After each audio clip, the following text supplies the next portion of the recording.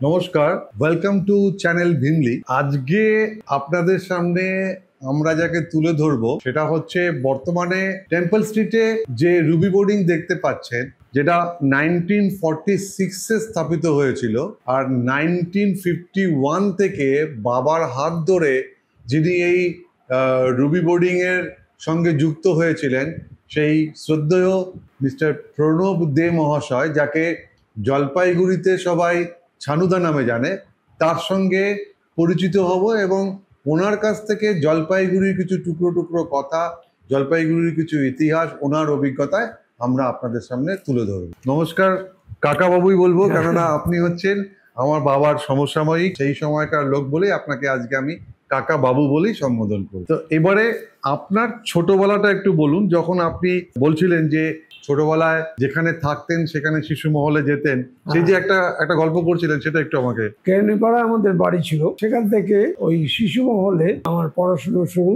সেখানে এক মাসি ছিলেন, আমাকে বা আমার বোনদের দিদিদের লাইন করে ওই কেরানীপাড়ার থেকে সার্কুলার রোড দিয়ে ঢুকে কদমতলা পেরিয়ে রূপশ্রী সিনেমা তখনও হয়নি, রূপশ্রী সিনেমা হবার জন্য তখন মাটি খোঁড়া হচ্ছে। আচ্ছা, সেটা আমার অভিজ্ঞতা রয়েছে। সেখান দিয়ে এসে থানার মোড় দিয়ে এসে এসপিরায়ের বাড়ির সামনে দিয়ে শিশু নিকেতন পেরিয়ে শিশু মহলে, যেটা যে এখন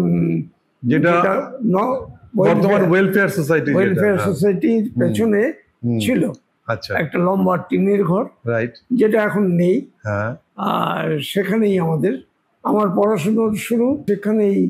মানে যে শিশু মহলকে আমরা এখন ওই করলা নদীর ধারে ওই দিকটা দেখতে পাই, হ্যাঁ, ওই শিবাজি রোডে সেই শিশু মহলটাই আগে ছিল আপনার ওই এখন যেখানে জলপাইগুড়ি ওয়েলফেয়ার অর্গানাইজেশন, তার ঠিক পেছনটাতেই যেখানে ছিল, ওখানে বোধহয় একটা সংস্কৃত টোলও ছিল। মানে আপনার কি জানা আছে ওটা কার ছিল? আমি ভদ্রলোকের নামটা আমার এখন এই মুহূর্তে মনে পড়ছে না। মানে তখন কি দেখেছেন ছাত্রছাত্রী ওখানে আসছে টোলে পড়তে? খুব কম। মানে সংস্কৃত পড়ে তো সবাই তখন ছিল না, এখন অনেকেই শেখে টেকে। যাই হোক, আচ্ছা, তারপরে স্কুলটাও ছিল। তারপরে আর একটা বলছিলেন যখন আপনি স্কুল ফেরত কি হতো সেটা একটু বলুন। হ্যাঁ, স্কুল থেকে ঠিক ওইভাবে লাইন করে থানার মোড় দিয়ে আমাদের নিয়ে আসা হতো, মাসি নিয়ে যেতেন, দিদিরাও বাড়ি চলে যেত। কিন্তু আমাকে বাবা ওই কোহিনূর বিল্ডিং এ, আমাদের হোটেল তখন প্রথম চালু হয়েছিল, আমার বাবা আমাকে তুলে নিত। যেহেতু আমি বাবার বড় ছেলে, সেই জন্যে হোটেল ব্যবসা শেখাবেন বলে আমাকে তুলে নিতেন। আচ্ছা, আমি ওখানে ওই তখন থেকে বাবার সঙ্গে থাকতাম। রাত 10টা নাগাদ আমাদের হোটেলে খাওয়া দাওয়া শেষ হলে বাবা হিসেব করে সাইকেলে করে বাড়ি ফিরতেন কেরানীপাড়ায়, আমাকে ওই সাইকেলে করে নিয়ে বাড়ি যেতেন। তখনকার যে রুবি বোর্ডিং আর কি, তখনও কি রুবি বোর্ডিং এর নামটা ছিল? হ্যাঁ, নাম প্রথম থেকে তখন রুবি বোর্ডিং।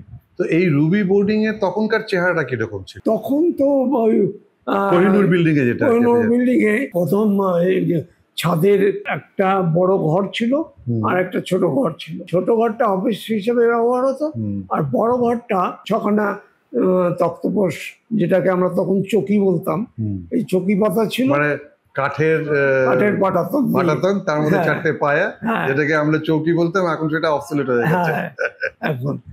এই করে আমাদের ওই হোটেল চালু হয়। 8 আনা ভাড়া ছিল রাত্রে থাকবার জন্য, কেননা যেহেতু তখন ডুয়ার্সের সঙ্গে সম্পর্ক, বেলা 5টা 6টা হয়ে গেলেই আর কোনো যাওয়া আসার, যেহেতু ঘাট ছিল তখন, তিস্তা নদী পেরিয়ে ওপারে গিয়ে বার্নিশ ঘাটে গিয়ে বাসে করে ডুয়ার্সে যেতে হতো। তো ডুয়ার্সের লোক কাজে আসলে পরে মানে কাজে করতে করতে আটকা পড়ে গেলে পরেই তখন ওই হোটেলে জায়গা দিতে হতো। আর তখন তো এত হোটেল বোর্ডিং লজিং এত কিছু ছিল না। তখন কি আপনার মনে পড়ে যে এই রুবি বোর্ডিং এর সাথে সাথে আর কোন হোটেলগুলো জলপাইগুড়িতে ছিল? হ্যাঁ, হোটেল ছিল তখন ডিস্ট্রিক্ট কোর্টের উল্টো দিকে হিন্দু নিবাস ছিল। আচ্ছা, ওই জলপাইগুড়ি হিন্দু নিবাস ছিল। তারপরে স্টেশনের পাশে ওয়েসিস বলে একটা ওয়েসিস, ছিল। হ্যাঁ মনে আছে আমার, হ্যাঁ। হিন্দু নিবাস ওয়েসিস। হ্যাঁ, আর এইদিকে দুটো ছিল। এদিকে থাকবার মতন হোটেল মনে ছিল না। পড়ছে না। অনেক পরে, বছর 10 পরে নিরালা চালু হয়, তখন রূপশ্রী তো হয়েই গেছে, অনেক হয়ে গেছে, অনেকদিন রূপশ্রী হয়ে গেছে।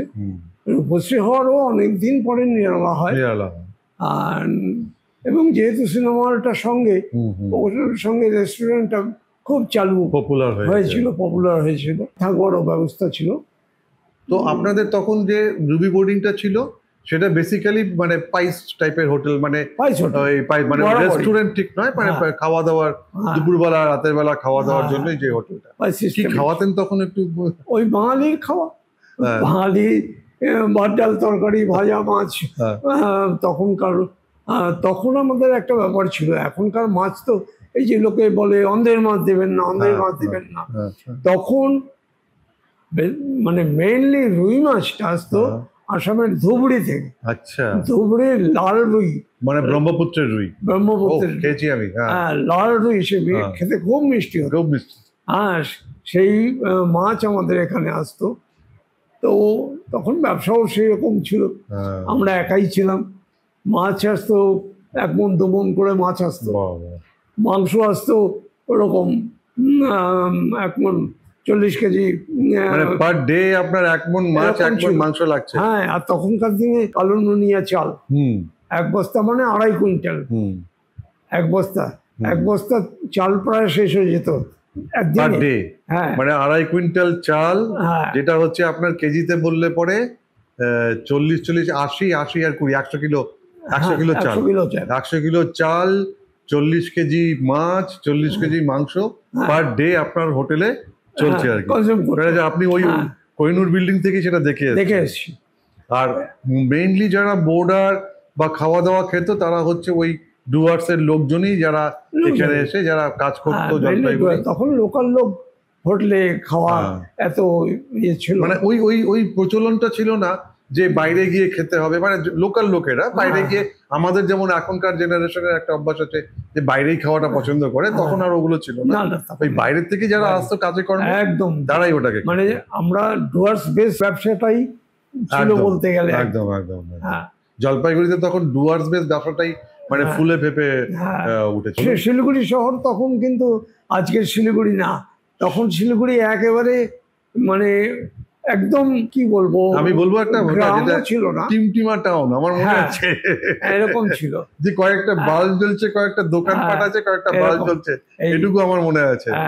জলপাইগুড়ি তখন মেইন ডিভিশনাল তখন ছিল, এখনো আছে, এখন নামে আছে, তখন কাজে ছিল। আপনি কাকাবাবু আরেকটা বলছিলেন যে ওই যে ঘাট, মানে যারা ফিরতে পারতো না, কারণটা হচ্ছে যে আমাদের ঘাট বন্ধ, মানে এই যে বন্দোবস্তটা সাময়িক রাত্রিকালীন বন্ধ হয়ে থাকে, মানে এই তিস্তা ব্রিজটা তখন ছিল না, যার জন্য লোককে ওই তিস্তার ওপারে বার্নিশ ঘাটে গাড়িতে নামতে হতো, ওখান থেকে নৌকো করে এপারে আসতো, এপার থেকে ওই কাশবনে আপনি বলছিলেন একটা কি অযান্ত্রিক গাড়ি, আচ্ছা অযান্ত্রিক কেন নামটা জানতো? অযান্ত্রিক একটা সিনেমায় ওই গাড়িগুলো দেখান। ও আচ্ছা আচ্ছা, স্পেশাল টাইপের কোনো গাড়ি। এই ওখান থেকে অযান্ত্রিক গাড়ির নামটা। আমরা এখন বলি অযান্ত্রিক, তখন ওটাকে কি নামে যেন একটা ডাকতো, যাই হোক। ওই গাড়ি করে লোকে এই জলপাইগুড়ি শহরে এসে, এখন যেটা জুবলি পার্ক বলে, সেখানে ঘাটের অফিস ছিল, আচ্ছা, ওখানে নেমে তারপরে রিক্সা করে টাউনে। এগুলো কি সরকার চালাতো না এগুলো প্রাইভেটই? না, প্রাইভেট অপারেটর ছিল। শিরিষ ভদ্র বর্তমানে জলপাইগুড়ির বিখ্যাত উকিল। আমরা পল্টুদা বলি, ভদ্র, মানে রায়কোটপাড়ায় যে, না এই যে মহন্তপাড়ার মোড়ে বাড়ি। আমি ওনার ভালো নামটা মনে পড়ছে না, আমরা পল্টুদা বলতাম, ওই পল্টু ভদ্র। পল্টু ভদ্রের বাবা শ্রীশ ভদ্র। আচ্ছা, শ্রীশ ভদ্র ওই প্রতি বছর ওই ঘাট ডাক হতো, আচ্ছা, নিলাম হতো, আচ্ছা, ওই উনি কিনতেন আর উনি এটাকে এই গাড়িগুলোকে চালাতেন।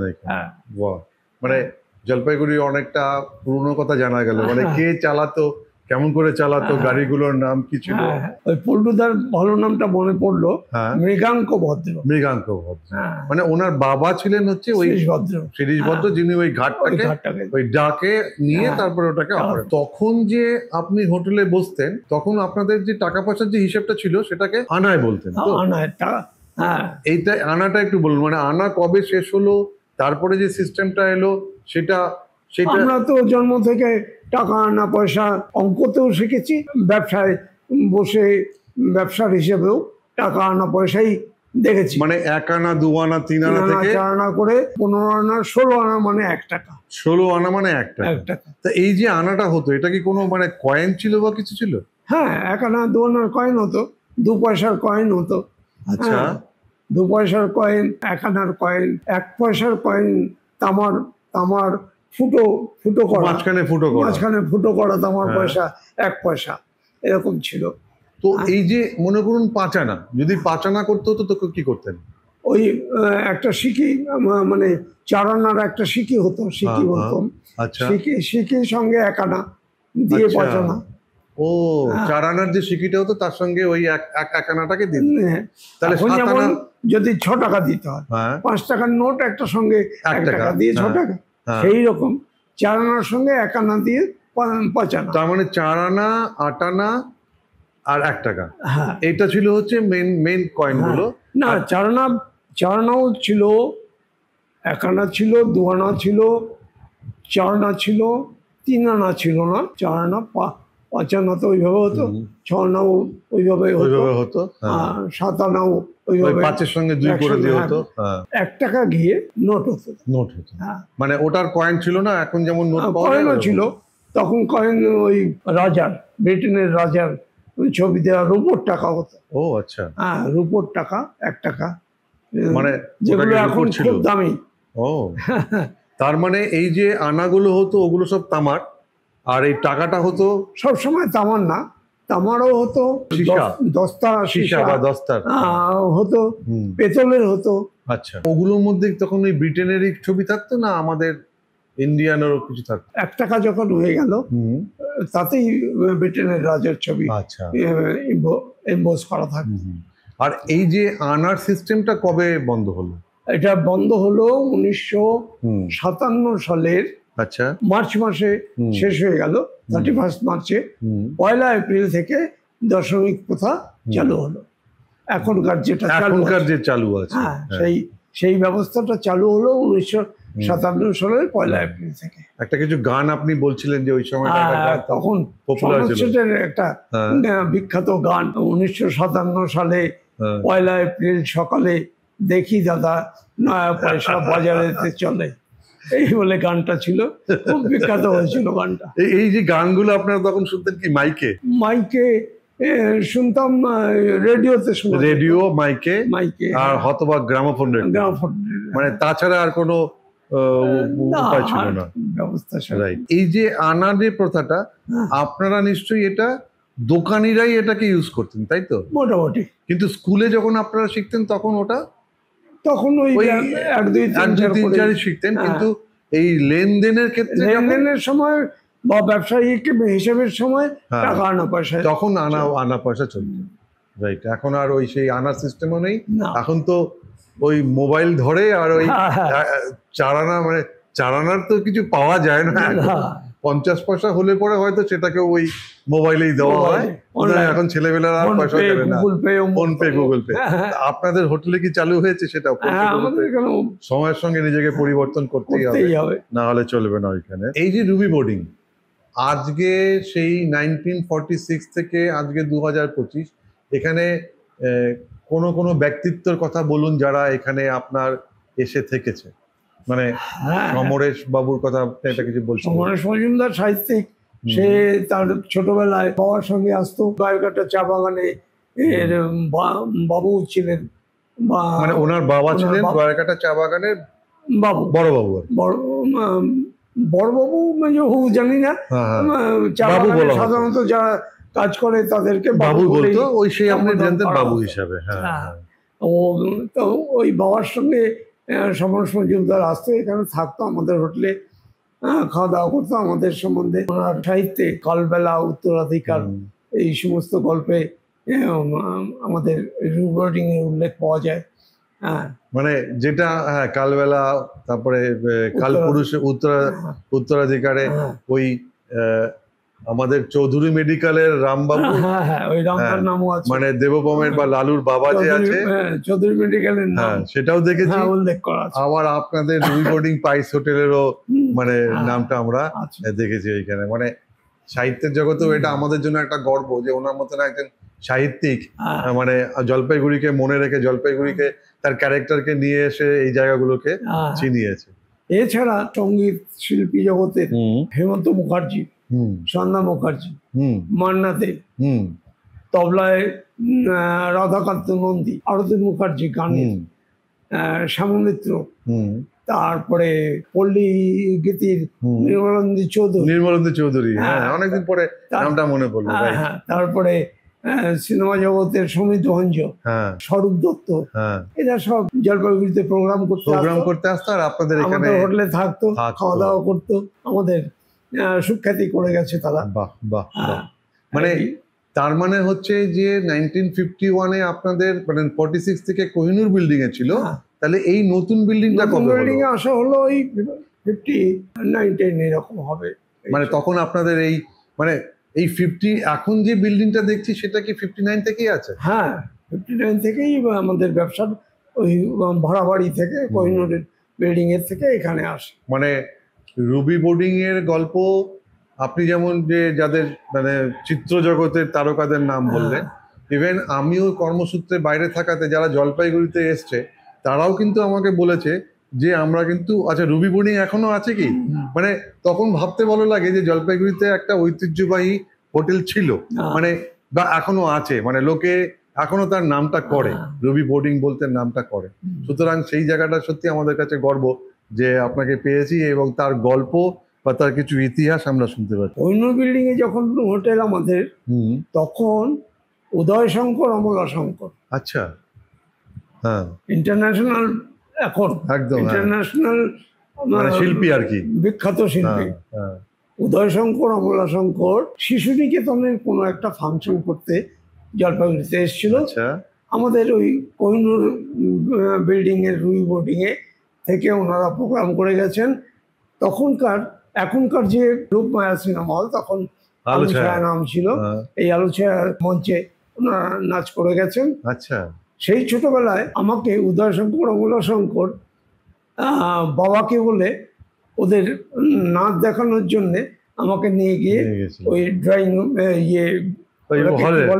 মঞ্চের পাশে একটা টুলে আমাকে বসিয়ে রাখতো। ওরা প্রোগ্রাম করে আবার আমাকে নিয়ে এসে বাবার কাছে জমা দিয়ে বলতে, এই নিন আপনার সম্পত্তি।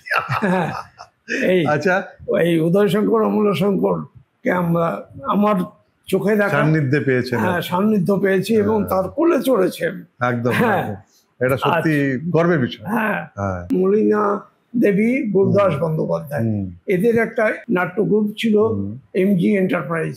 আচ্ছা, এরা জলপাইগুড়িতে প্রোগ্রাম করতে দুবারই এসে ওই কোহিনূর বিল্ডিং এ থেকে। কোহিনূর বিল্ডিং এর যে রুবি বোর্ডিং ছিল সেখানে তো আপনি বললেন ওই তক্তাপোষ ছিল আর কি। ওটা তো প্রথম অবস্থায়। পরে দোতলাটা ভাড়া নিয়ে দোতলায় অনেকগুলো ঘর করে কাঠের পার্টিশন করে, সিঙ্গেল রুম, ডাবল রুম এরকম করে করা হয়েছিল। সেখানে এসে এরা থাকতেন। বাথরুম কিন্তু ওই একটা ফ্লোরে একটাই ছিল। আচ্ছা, কমন বাথরুম, তাতেই এরা থেকে মানে প্রশংসা করে গেছে, ব্যবহার করে গেছেন এবং খুশি মনে বেরিয়ে গেছে। তারপরেই যে সঙ্গীত জগতের যাদের কথা বললাম, তারাই নতুন বিল্ডিং এ থেকে গেছে, তারাই নতুন বিল্ডিং এ। কিন্তু উদয়শঙ্কর, অমলাশঙ্কর তারা হচ্ছে আপনার ওই পুরনো কোহিনূর বিল্ডিং এ যেটা আছে সেখানে থেকেছে। সত্যি এগুলো জানতেও ভালো লাগে যে তারপরে এসি কলেজের এক প্রফেসর, বর্তমান জলপাইগুড়ির একজন স্বনামধন্য ডাক্তার অমিতেশ চ্যাটার্জি, চ্যাটার্জির বাবা দেবেশ চ্যাটার্জি। আচ্ছা, দেবেশ চ্যাটার্জি তখনও বিয়ে হয়নি। আচ্ছা, মানে কুমার অবস্থায় প্রফেসর হয়ে জলপাইগুড়িতে এসে উনি প্রফেসরি করতে করতে এখান থেকে বিয়ে করেন। বিয়ে করে আমাদের হোটেল থেকেই উনি ওনার বাড়ি নিজের করেন বাড়ি আর কি। করে চলে যান। মানে বেসিক্যালি অমিতেশ চ্যাটার্জির মানে বাবা আর কি, বাবা দেবেশ চ্যাটার্জি দেবেশ চ্যাটার্জি জলপাইগুড়ির লোক ছিলেন না, কিন্তু এখানে এসে প্রফেসরি করতে করতে এখানেই বিয়ে করে তারপরে এখানেই সেটেল হ্যাঁ। হয়ে যান আর কি। উনি আচ্ছা। ওর মাও অমিতেশের মাও বাইরের বাইরের মেয়ে ছিল, মেয়ে, হ্যাঁ। জলপাইগুড়ির মেয়ে ছিল না। আচ্ছা। কিন্তু দেবেশ চ্যাটার্জির জলপাইগুড়িটাকে ভালো লেগে যাওয়াতে উনি এখানেই থেকে যান আচ্ছা শেষ দিন পর্যন্ত। এখনো আছেন, তার ছেলেরাও আছেন। আচ্ছা, হ্যাঁ জানি আছে, জলপাইগুড়িতে আছেন তারা। আচ্ছা, মানে এটাও আর একটা অধ্যায় জানা গেল। মানে অনেকেই তার জীবন শুরু করেছে জলপাইগুড়িতে, কিন্তু মানে আপনাদের রুবি বোর্ডিং এর থ্রু দিয়েছে। হ্যাঁ। সেই আড্ডার থেকেই কি আপনাদের মুনলাইটের মানে ফাউন্ডার মেম্বার হলেন? মুনলাইট তো প্রথম আমার আড্ডার শুরুটাই মুনলাইট দিয়ে। আচ্ছা। মুনলাইট মুনলাইট কোনো ক্লাব ঘর ছিল না। না। মুনলাইট একটা নাম ছিল। রূপশ্রীর পাশে পানের দোকান শাড়ি দিয়েছিল, সেখানে দাঁড়িয়ে আমাদের আড্ডা ছিল, সেটাই মুনলাইট ক্লাব ছিল। মানে মুনলাইটের অস্তিত্ব মানে একটুখানি দর্শকদের বলে দিই যে মুনলাইটটা মানে হচ্ছে এখন যে কালী পুজোয় কমার্স কলেজে যে পুজোটা হয়, যেটা সবাই দেখে আর কি, সেই যে কালী পুজোটা যেটা মুনলাইট নামে বিখ্যাত এখন, সেই মুনলাইটের প্রতিষ্ঠিত মানে কি বলবো মানে ফাউন্ডার মেম্বার হচ্ছে one of the founder member, আপনি একজন। আর তখনও এখনো যেরকম তখনও সেরকমই ছিল যে পুজোটাই মুনলাইটের নামে হতো। আচ্ছা, মানে এই পুজো ছাড়া আর কোনো অ্যাক্টিভিটি আপনাদের ছিল না? আচ্ছা। ওই তখনকার পাড়ার মোস্তাদরা একটু মারামারি, পান্না পাড়ার সঙ্গে রায়কত পাড়ার একটা সবসময় হিট ছিল। তো এই ফাউন্ডার মেম্বারদের মধ্যে আপনার কয়েকজনের নাম একটু যদি বলেন। মানে হ্যাঁ, ওই তো ফাউন্ডার মেম্বারদের মধ্যে জ্ঞানাদা ছিলেন, মানে জ্ঞানা সাহা, হ্যাঁ জ্ঞানা সাহা, তারপরে কার্তিক দত্ত, মনোজিৎ সাহা। মনোজিৎ সাহা মানে আমাদের ওই যে সোনাল্লা স্কুলে যায় ওনার ছেলে এখন। আর ছিল এখন বিশ্বমিত্র বেঁচে আছে, ওরা সব মরে গেছে। মনা বোধহয় বেঁচে আছে। না, মনাদা বেঁচে আছে। মনাদা এই গত মঙ্গলবার আমার বাড়িতে পুজোর প্রসাদও খেয়ে গেছে। মনা আছে, কার্তিক মারা গেছে, আর সবাই মারা গেছে। ওই বিশ্বমিত্র বেঁচে আছে, বিশ্বমিত্র বেঁচে আছে, বাবুপাড়ায় থাকে। ওর ছেলে বোধহয় গুরুগ্রামে থাকে, দিল্লির গুরুগ্রামে, মাঝে মধ্যে ওখানে গিয়ে থাকে। নবানী চৌধুরী, হ্যাঁ নবানী ভবানী দর্জিপাড়ার, এরাও ওই মুনলাইটের সঙ্গে জড়িত। বীরু সাহা। আচ্ছা, মানে আপনারা তখন এরাই সব মেম্বার আর কি। বীরুর ভাই ছিল, ওর নামটা কি? বীরুর এক ভাই ছিল হচ্ছে নাড়ু, হিরণ, বরুণ। হিরণ বরুণ, বরুণ অনেক ছোট ছিল। এরা ছিল মুনলাইটের। যেখানে আপনারা পুজোটা করতেন সেইখানে কি আগে কমার্স কলেজটা ছিল? আগে তো ওটা পিডি ওমেন্স কলেজ ছিল। পরে যখন কমার্স কলেজ ছেলেদের শুরু হলো, আগে কমার্স কলেজ হতো, এসি কলেজে ইভিনিং ব্যাচ ছিল একটা, ওই যে মেইন যে এসি কলেজটা সেখানে ইভিনিং ব্যাচ হতো।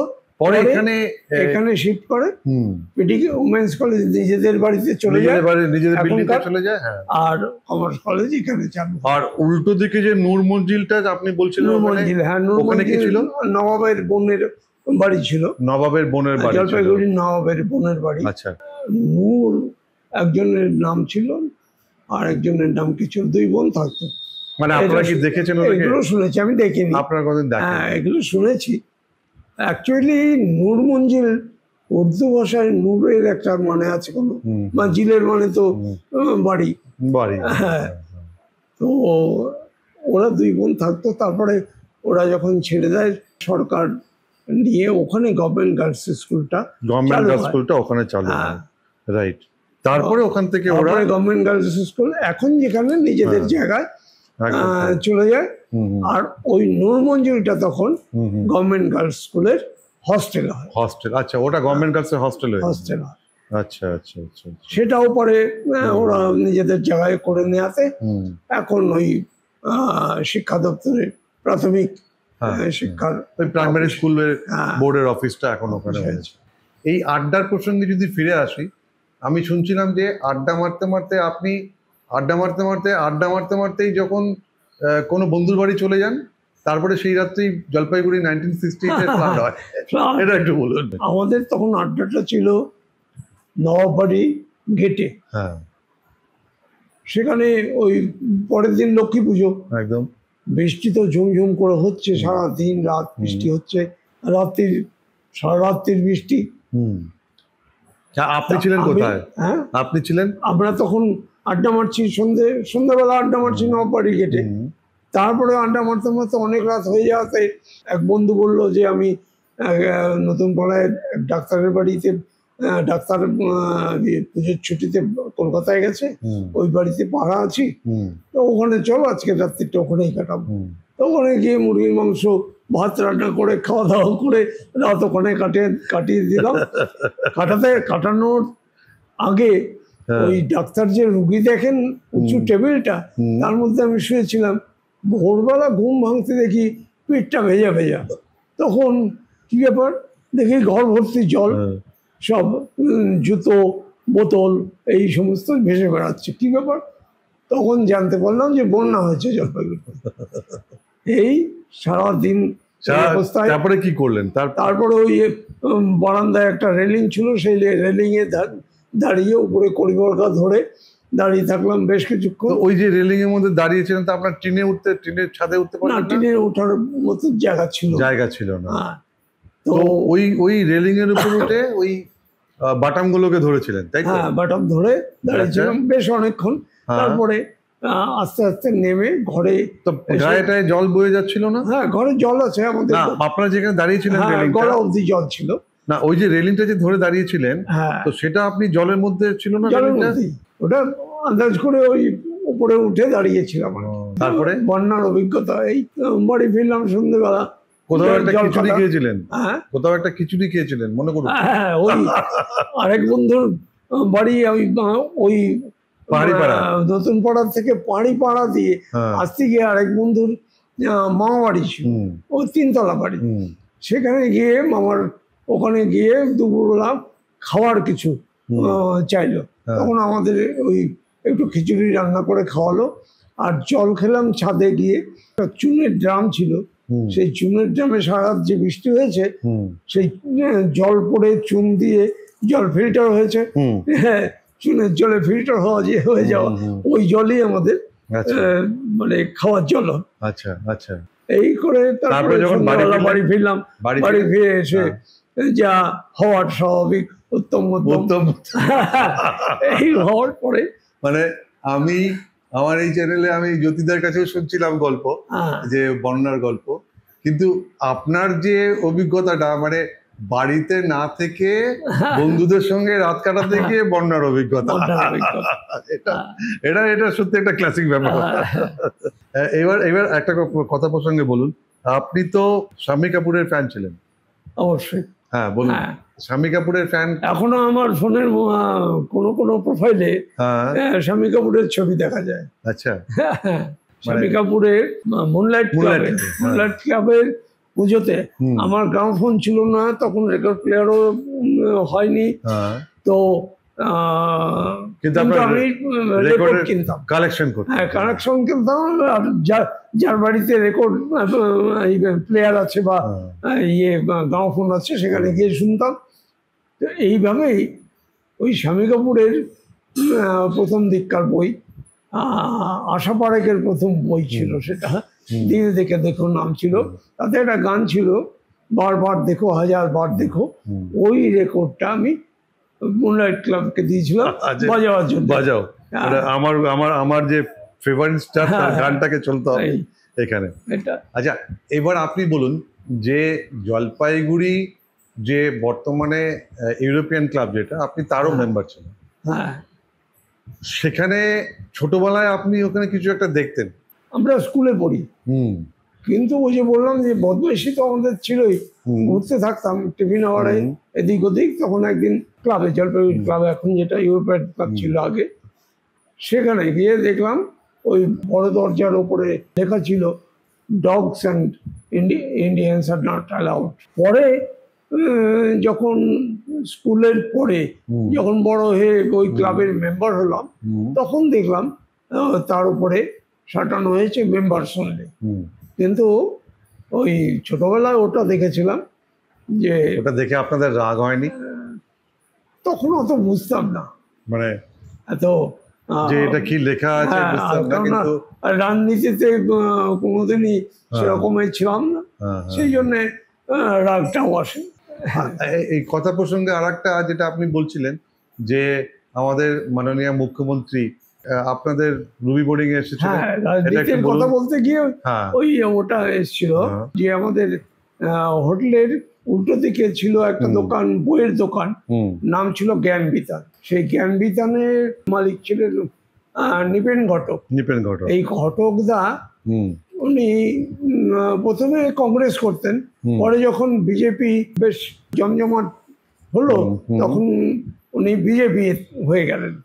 এই বিজেপি হয়ে গেলেও তার কংগ্রেসম্যান তো অত সহজে যায় না, যে কংগ্রেসে যারা প্রথম থেকে হয় তাদের মন থেকে ওটা যায় না। তো যাই হোক, ওই একদিন সকালবেলা আমি এসে হোটেলে দরজা খুলেছি, কাউন্টার টাউন্টার পরিষ্কার করে বসবো, তখন দেখি মমতা ব্যানার্জি ওই জ্ঞান বিতানের সামনে দাঁড়িয়ে আছে, একটা নীলপাড় সাদা শাড়ি, মানে উনি তখনও নীলপাড় সাদা শাড়ি পরতেন। হ্যাঁ, নীলপাড় সাদা শাড়ি আর পায়ে ওই হাওয়াই চপ্পল। ওই ঘটকদা ওনাকে বললেন যে রাস্তায় কেন দাঁড়িয়ে আছেন, এখানে এসে বসুন, আমার এখানে চা খাবেন? তো উনি চার কথা বললেন, হ্যাঁ খাবো। তখন ঘটকদা এসে আমাকে বলল যে ঝামদা তুমি একটু চার ব্যবস্থা করতে পারো? আমি বললাম যে ওনাকে তুমি আমার এখানে এনে বসাও, আমি চা বাড়ির থেকে বানিয়ে এনে খাওয়াচ্ছি। তখন কি উনি সেন্ট্রালের বা কিছু কোথাও একটা ছিলেন, না শুধু রাজনীতি ছিলেন? না, তখনও হয়নি কিছু, আমার মনে হয় না। তো তখনও কোনো মন্ত্রী তৃণমূলটা কেবল শুরু হয়েছে আর কি এই অবস্থায়। তারপরে কল্যাণ চক্রবর্তীর অফিসটা তখন হয়েছে পেছন দিকে, ওই জ্ঞান বিতানের পেছনে, সেখানেই কল্যাণের জন্য অপেক্ষা করছিল। আচ্ছা আচ্ছা। তারপরে আমি বাড়ি থেকে চা বানিয়ে এনে, বাড়ি আমাদের পেছনেই, সেখান থেকে চা বানিয়ে এনে খাওয়ালাম। আজকের মুখ্যমন্ত্রী মমতা বন্দ্যোপাধ্যায়কে, তখনকার মমতা বন্দ্যোপাধ্যায়কে আমি চা খাওয়াতে পেরেছিলাম। এটাও একটা আপনার সৌভাগ্য, এখনো একটা সৌভাগ্য, সত্যি তাই। আচ্ছা, আর একটা বলুন, এবারে জলপাইগুড়ি আর একটা খবরে চলে যায় যে জলপাইগুড়িতে তখন ইলেকট্রিসিটি, সেটা কোত্থেকে আসতো? মানে ওই এখন যে মিউনিসিপ্যালিটির পাশে প্রয়াস হল, সেই হলটাই ছিল পাওয়ার হাউস। ওখানে জেনারেটর দিয়ে ইলেকট্রিক সাপ্লাই হতো শহরের। শহর তখন খুবই ছোট হলেও শহরটুকুর মধ্যেই বাতি ছিল। যতদূর মনে আছে স্ট্রিট লাইট ছিল, তবে আমাদের ক্যারিপাড়ায় যখন আমাদের ছোটবেলা, তখন দেখতাম ওই একটা কাঠের খুঁটি, তার উপরে একটা লণ্ঠন বসানো, কাচের ঘেরার মধ্যে লণ্ঠন বসানো, সন্ধ্যাবেলা একজন ওই মই নিয়ে আর কেরোসিনের একটা পাত্র থাকতো, আর ওই দেশলাই দিয়ে বাতি জ্বালিয়ে যেত। আচ্ছা, এটা কেরানীপাড়ায় দেখেছি। আর সরকারি মিউনিসিপ্যালিটির যে ছিল বাতি, পান্ডাপাড়ায় শেষ বাতি বলে একটা জায়গা আছে, তখন পান্ডাপাড়া শেষ বাতিই ছিল শেষ, তারপরে গ্রাম হয়ে গেছিল। তাহলে আপনি বলছেন যে ওই শেষ বাতি অবধি আমাদের লাইট ছিল। এবারে আপনি আর একটা বলুন যে মানে আমি একটু শুনেই অবাক হচ্ছি যে তখনকার সময়ও মানে রাস্তায় জল দেওয়া হতো। রাস্তায় জল দেওয়া হতো, হ্যাঁ, এটা একটু যদি বলেন। রাস্তায় জল দেওয়া হতো মানে কি, তখন এই যে এখনকার বাবুঘাট, ওখানে বড় বড় দুটো জিআই শিটের ট্যাঙ্ক বড় বড় বসানো ছিল, মানে পার্মানেন্ট ছিল, পার্মানেন্ট স্ট্রাকচার করে। আচ্ছা, স্টিলের স্ট্রাকচারের উপরে স্টিলের ট্যাঙ্ক।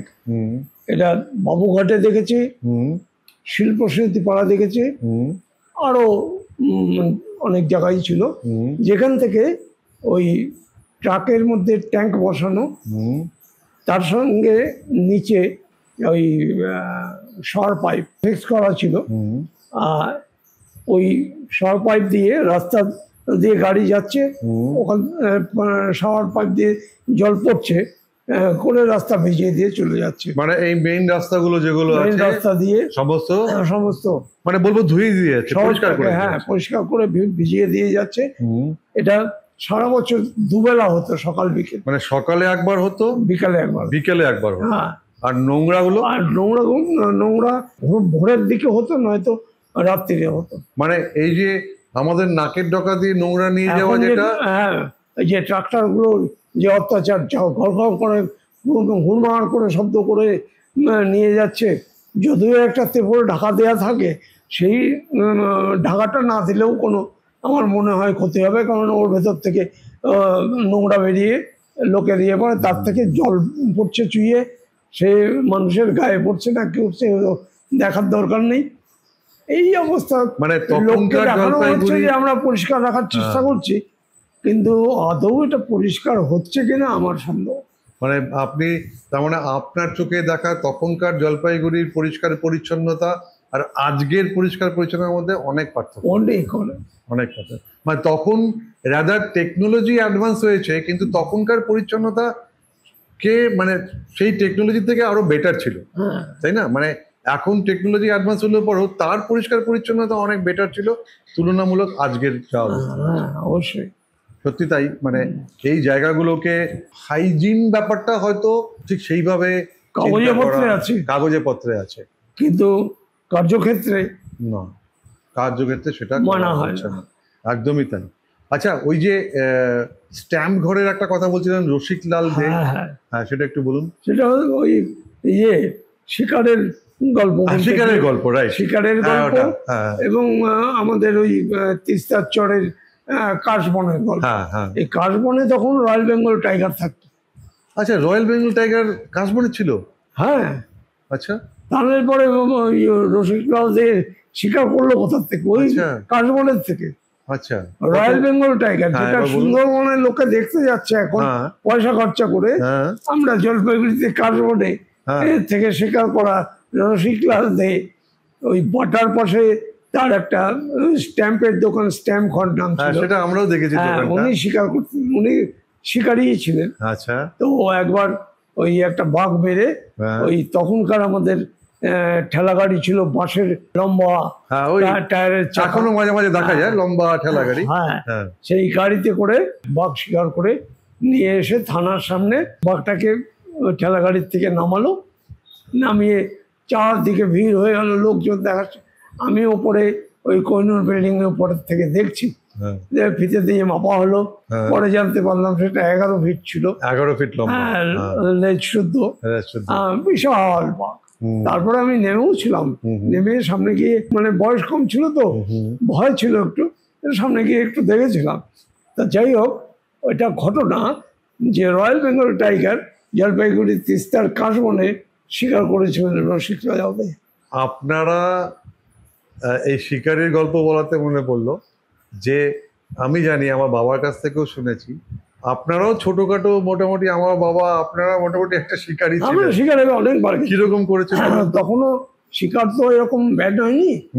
আমরা যেতাম ওই শনি রবিবার হলে পরেই, একটা গাড়ি ছিল অ্যাম্বাসেডার, তখন তো অ্যাম্বাসেডার গাড়ি করে আমরা একজন লাইটম্যান, মানে ফোকাস, ওই মানে কোন দিকটা যেতেন? আমরা যেতাম এর থেকে এদিকে লাটাগুড়ির ফরেস্টে। আচ্ছা, আমাদের মেন চালু হতো গাড়ির ওপরে একজন ওই লাইট ধরে লাইট ফোকাস করার জন্য একজন বসে থাকতো, নিচে ব্যাটারিতে কানেকশন করা থাকতো, আর বন্দুক চালানোর জন্য ওই দুজন উপরে বসতো। তখনকার দিনে অ্যাম্বাসেডারের কত শক্তি ছিল, এখনকার গাড়ির উপরে দুজন বসলে পরে তো ডেবে যাবে। ওই অ্যাম্বাসেডারের উপরে দুজন বসতো? হ্যাঁ, বসতো। মানে একজন ওই লাইট ধরে বসে আছে, একজন বন্দুক ধরে বসে আছে, একজন বন্দুক ধরে বসে আছে। এই বন্দুকগুলো কি আপনাদের তখন লাইসেন্স বন্দুক হতো? হ্যাঁ, আচ্ছা, বন্দুক ছিল। আমি সাধারণত আমি ড্রাইভ করতাম গাড়ি। আচ্ছা, আর দু একজন আরো গাড়িতে থাকতো বন্ধু বান্ধব। এরকম কয়েকবার আমরা শিকার পেয়েছি। একবার হরিণ পেলাম, দুবার পেলাম হরিণ। একবার পেলাম একটা জঙ্গলি শুয়োর, সে প্রায় 2.5 মণ ওজন। সেটাকে আমরা চারশাল মোড়ে এনে, আমাদের এক বন্ধুর হোটেল ছিল, সেখানে কেটে টুকরো টুকরো করে সবাই ভাগাভাগি করেও অন্তত 10-15 কেজি বেঁচে গেল।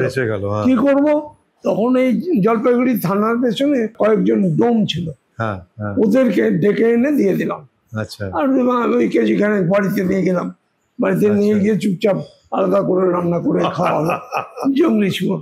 আচ্ছা আচ্ছা। তাছাড়া এমনি লাটাগুড়িতে গেলে পরে সন্ধ্যাবেলা বিকেলের দিকে এই জংলি মুরগি আসে জঙ্গল থেকে, ওই রাস্তার পাশে আসে ওরা খাওয়ার খুঁজতে। আচ্ছা। ওই সময় ছড়া বন্দুক মারলে পরে ওই যে ঝুনটা ওর মধ্যে থেকে 2-3টে পড়তো। এই মুরগি, জংলি মুরগির মাংস খুব শক্ত, সেদ্ধ হয় না, কিন্তু খেতে দারুণ, খেতে টেস্ট। মানে শক্ত যেহেতু ওরা জঙ্গলে বলে ওদের হয়তো ইনফ্রাস্ট্রাকচারটাই ওরকম ভাবে তৈরি থাকে, নিজেরটা নিজে খুঁটে খায়। তো কাকাবাবু এবার একটা আমাকে বলুন, আপনি এতক্ষণ ধরে আমাদের সঙ্গে যেগুলো গল্প করলেন, যেগুলো শোনালেন, সেই জলপাইগুড়ি আর আজকের জলপাইগুড়ি আপনার কেমন লাগে? অচেনা জলপাইগুড়ি, মানুষজনকেই চিনি না। এসব মানুষ আমার ধারণা বাইরের থেকে আসা লোক। যদিও তারা ফেসবুকে বলে আমার জলপাইগুড়ি, কিন্তু আমরা যারা জলপাইগুড়িতে জন্ম নিয়েছি তারা এসে আমাদের জিজ্ঞেস করে আপনারা কতদিন জলপাইগুড়িতে আছেন। তখন নিজেকে বোকা হয়ে থাকতে হয়, বোকা হয়ে চুপ করে যাই, কিছু বলি না, বলতে পারি না। আচ্ছা, সেটা ছাড়া অচেনা মানে মানুষজনের থেকে, কেননা আমি একটা জিনিস বুঝতে পারছি, আপনি অচেনা বলছেন এই কারণে, তখন আপনারা যেভাবে জলপাইগুড়িকে দেখেছেন, জলপাইগুড়ি হয়তো প্রত্যেক কটা লোককেই আপনারা চিনতেন তখন, যে এটা ওর ছেলে, ওটা ওর ছেলে, এটা ওর গাড়ি, এটা ওর বাড়ি, এটা ও ওখানে থাকে, সেইভাবে। কিন্তু আজকের দিনে সময়ের সঙ্গে, যুগের সঙ্গে পরিবর্তনে হয়তো জনসংখ্যা বেড়েছে, লোকজন এসেছে, এখন বাইরের লোকজনই এসে আপনাকে জিজ্ঞাসা করছে যে আপনারা কতদিন জলপাইগুড়িতে, সেটা হয়তো আপনার কাছে দুঃখজনক। এটা ছাড়া এই যে শিক্ষা বলুন, সংস্কৃতি বলুন, আচার ব্যবহার, এই দিক থেকে আপনি কি দেখছেন? মানে জলপাইগুড়িতে শিক্ষা তো জলপাইগুড়িতে একসময় আমাদের পরিণত স্কুলের রামগোপাল আগরওয়ালা নাম ছিল, ওই এখনো বোর্ডে নাম আছে। রামগোপাল আগরওয়ালা ম্যাট্রিক পরীক্ষায় 7th হয়েছিল হোল ওয়েস্ট বেঙ্গলে। পরবর্তীতে সে ওয়ার্ল্ড ব্যাংকের হেড পজিশনে গেছিল যতদূর জানি। তার বাবার এই যে সদাগরপট্টির জোড়াবাতি, যেখানে এখন একটা মূর্তি বসানো আছে আগরওয়ালদের, তার পাশে একটা আটার পেশায় মেশিন, ওই বাদিকে গেলেই চাকিটা ছিল। ওটা কিন্তু অরিজিনাল রামগোপাল আগরওয়ালাদের অরিজিনাল, মানে ওর বাবা ওখান থেকে আয় করে ওকে এই পড়াশোনা করিয়ে তার রেজাল্ট রামগোপাল আগরওয়ালা। তো শিক্ষা জলপাইগুড়িতে নিশ্চয়ই ছিল। খেলাধুলোতে ঠাকুরতা জলপাইগুড়ি, পিকে ব্যানার্জি কিন্তু অরিজিনাল ময়নাগুড়ির, সুকলন ঘোষ দস্তিদার জলপাইগুড়ির। এরকম খেলাধুলো একসময় ফুটবল নিয়ে একটা মতামতই ছিল, এখন কি আছে জানি না, থাকলে নিশ্চয়ই দেখতে পেতাম বা শুনতে পেতাম। আছে নিশ্চয়ই, একটা মাঠ তো এখনো আছে, তবে সেগুলোকে বেশিরভাগ দেখি মেলা বা কিছুর জন্যই ভাড়া দেওয়া হয়। এরকম না, কিছু খেলা তো হয় না, খেলাধুলোর পজিশন এখানে গেছে।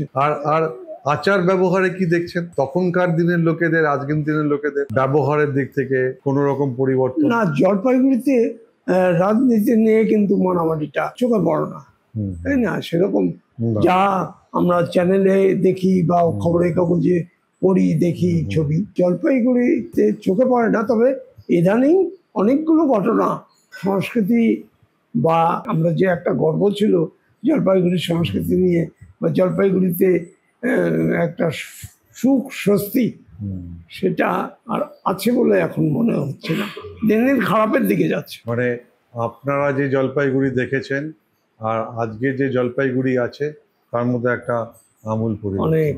কাকাবাবু ধন্যবাদ, খুব ভালো লাগলো আপনার সঙ্গে কথা বলে। জলপাইগুড়িকে নিয়ে অনেক কিছু জানলাম, আশা করি পরবর্তীতে আরো কিছু জানতে পারবো। আমাদের দর্শকের জন্য আজকে এইটুকুই। আপনাকে অসংখ্য ধন্যবাদ। এই বয়সেও আপনি আমার এখানে এসছেন, মানে আমি এটাতেই নিজেকে ধন্য মনে করি।